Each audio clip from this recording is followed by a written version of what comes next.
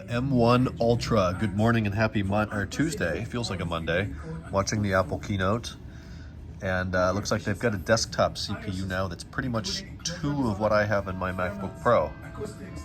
Wonder if that'll ever make it to the MacBook Pro. Probably not. That'll be the M2's job.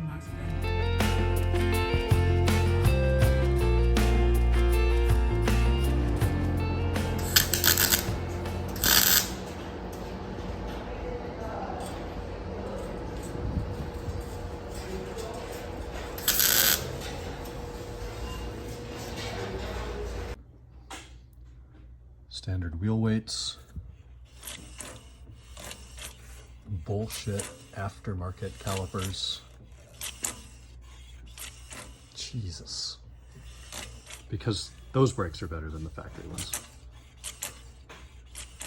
The walk down the hallway, Ryan's back in California, it's a weekday, we're busy. So let's see what's going on today, what's been going on when I've been gone. How about we turn some lights on first? Holy crap, it's dark out here. And they're pretty much all still here. A lot of progress on this guy today. That's the best that front right corner has looked in 10 months. Fender's on, installed pretty well. I think it might need to move up a little bit. Though looking at other E60s, this is not perfect through here. And there's always this.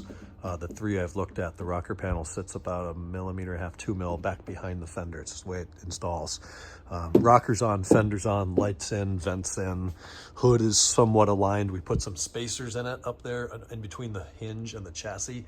So that kicked the hood up a little bit, which improved fitment greatly. We obviously have that bracket welded on today. So fender's in. At this point, we're working on a little bit of suspension stuff right now. So for example, the front seems to be sitting pretty high. So we've taken out the pinch bolt, loosened everything up. I cannot get the carrier to slide up more on the strut. So we put a bunch of PB blaster in there, and we'll check it again tomorrow, see if we can't raise that up about 1/2 inch. While I was gone, they did a lot of work on the rear end. So there's new struts, new springs, top mounts, spring pads, hardware, guide links, wishbones, wire management. All of that stuff is new and pretty. And I'm trying to see, is that installed right or not? I can't tell. I don't think so. Maybe it is. I can't tell which groove. No, it's not. Definitely not. That groove fits in there. So I'll fix that in a second. But all of that's new on both sides. That leaves original links. No signs of them needing to be replaced, and original H swing arms, and they seem to be okay for now. But these old wishbones and guide links, they were just destroyed. They looked so bad. So the old springs were quite saggy. This has kicked up the back of the car quite a bit. I can get 2 fingers in between the top of the tire and the wheel arch. Now, the car's only driven about 0.3 miles with them in there. And you know, if we're going to leave some weight sit on them, I'm sure they'll settle down a little bit. But the suspension work is about done. So once we get some headlights and a bumper on this thing and get it aligned, then we're really just ready to start driving, see what codes come up, if any. It's been almost a year since the car's been regularly driven. And then I think the last thing we're going to do is go around and put on fender liners and engine belly pan and trans belly pan and all the stuff that makes it pretty and aero and hydrodynamic. So updates there. Kong's car, King Kong.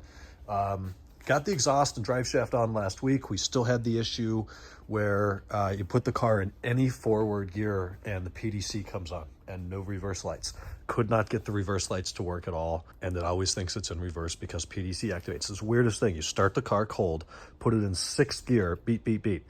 So turns out that the connectors on there's 2 sensors on the transmission. There's the reverse sensor, there's the gear position sensor. Those connectors are interchangeable. They're the exact same connector, and the wires are the exact same length. The only difference to tell them apart is the sheathing is about 1 inch shorter on the gear position sensor, I think. Maybe I have that backwards. Anyways, we switched the wires, and that works. So we fixed that problem. Car went on a test drive. The new Euro lights are a little low, so we're going to raise those up. Make an improvement there. But then this thing is finally ready for pickup after spending about 5 times as much as he wanted to because he had to rebuild the entire transmission, replace the clutch and flywheel. Geez, oh Pete. So that's good news, almost done. 545 aligned while I was gone. It needs a few more miles. We have heat shields to install, a couple more things like that to get together underneath the car. Imola Carmel is done, ready for pickup. I just can't get the customer to come get the car, so we're still waiting. This one, Imola has the new coilovers fitted, raised up significantly. This is, I like about 1.5 fingers in the back, and we're right at about 1 finger now on that side, which is fine. And someone just left a comment about my statement there. Anyway, this side's a little low. We'll raise that up a little bit. You don't want too many fingers in your back. Over here, 1.5, 1 3/4. This is extremely accurate when I'm doing it. It's down to 1/100 of a millimeter or so. And yeah, I'm happy with that. That's good front clearance. So just driving it around the parking lot, I can already tell.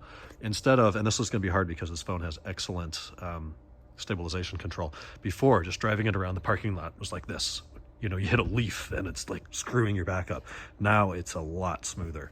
And that's how it should be. Even with cheap coilovers, that's better. All the door lock actuators are done. Driver's door panel's back on.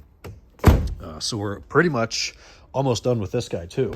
The issue is we're getting an intermittent check engine light right now for fuel tank leak. I've already replaced the gas cap door.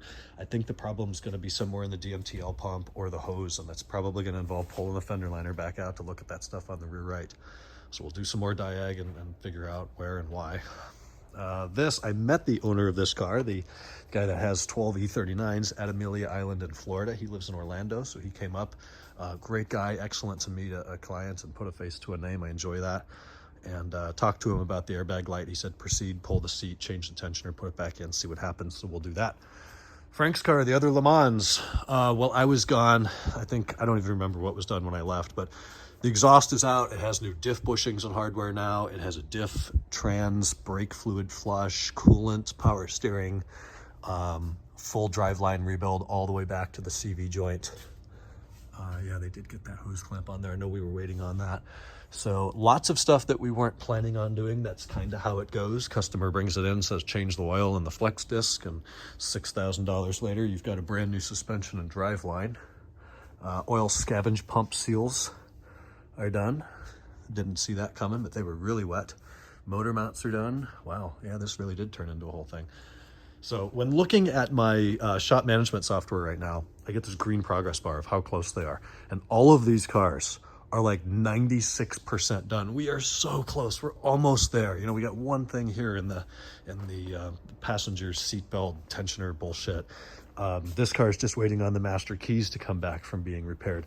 Kong's car just needs a test drive and then it's ready for pickup.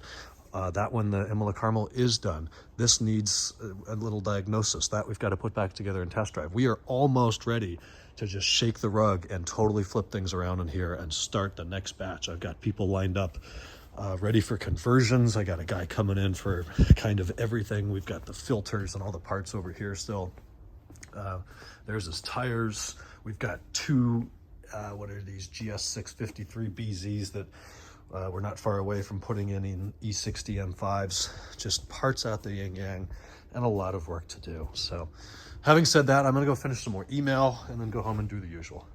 Okay, good morning. I'm already back to West Coast time. It's like 12 o'clock in the morning. I feel fine. It's 3 o'clock in the East Coast. Everyone I know over there is asleep. So today was just crazy getting back into it. I needed like 3 or 4 hours to check in all of the parts that have come in, either into our inventory or into the work orders, stuff that had delivered from FCP, came into BMW, etc. Lots of work on the E60 today. You already got the shop update. I will spare you for more there. We'll keep today short. Maybe not. Quick Apple event this morning. The Leap Ahead, the whatever the hell, Peak Performance, I think that's what it was called, Apple event. So you have the M1, the M1 Pro, the M1 Max. I get that. The M1 Ultra is the desktop class chip that pretty much marries two M1 Maxes together with up to 20 CPU cores, 64 GPU cores, addresses 128 gigs of RAM. It's a beast powerhouse supercomputer of a machine in the new Mac Studio that slots in between the Mini and the Pro. Makes sense. I support that, but I don't like the Ultra name. I think that is dumb. The M1 Max is maximum. The definition of maximum is the most possible. So Ultra sounds like it would be lower than Max. I think they should have called it like the M1 Desktop or something. That makes more sense. That now power consumption is not a concern because it's plugged in. We have more space. We have the ability to cool more. Let's just put two of these together and marry them at the crankshaft. Like, dumb naming, very cool product, a ton of performance, but extremely high cost. If you load up a studio and the new display, whatever they're calling that. According to the post on Mac Rumors I saw, it's almost $12,000. Holy crap. I mean, that's Mac Pro level pricing. And it begs the question, what's coming with the Mac Pro? Probably 2 M1 Ultras, and they'll come up with another name called the M1 Ultima or some bullshit. And that'll be what's in the Mac Pro. We'll see probably later this year. New colors on the iPhone 13, some sort of new iPad Air I don't care about. Am I missing something? Probably. I'm cold. It's cold out here. I'm going to bed. We'll talk on Wednesday. Good night.